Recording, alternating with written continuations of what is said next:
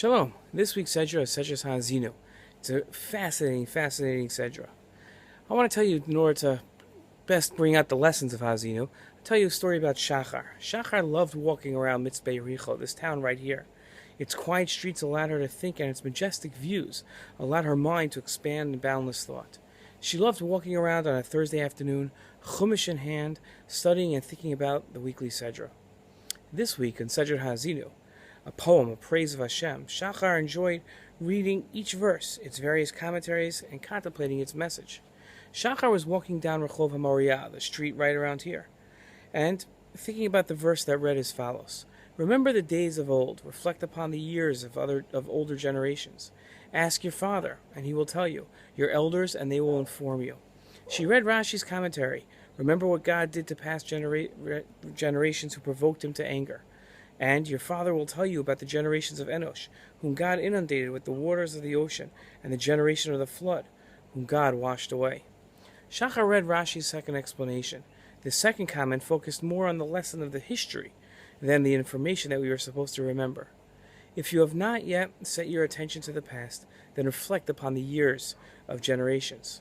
In other words, recognize the future, that he has the power to bestow good upon you, and to give you as an inheritance the days of the Mashiach and the world to come.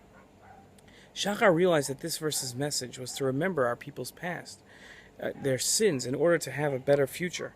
She thought about the message and realized it related to another question she had in Sefer Vayikra.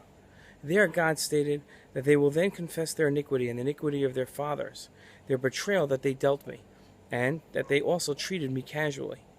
Shachar had always been bothered by the necessity to confess the sins of our ancestors. Shachar recalled the words of the Rambam.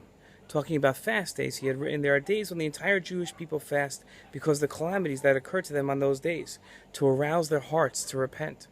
The fast will serve as a reminder of our wicked conduct and the wicked conduct of our ancestors, which resembles our present conduct, and therefore brought these calamities upon them and their consequences upon us. By reminding ourselves of these matters, we will repent and improve our conduct." It is here that the Rambam quotes the verse about confessing our ancestors' sins, saying, "And they will confess their sins and the sins of their ancestors." The Rambam and this week's Sedra's message was clear. We remember the past and our sinful behavior, because the past's wicked behavior clues us into our own current circumstances. We suffer today because we repeat the sins of our ancestors.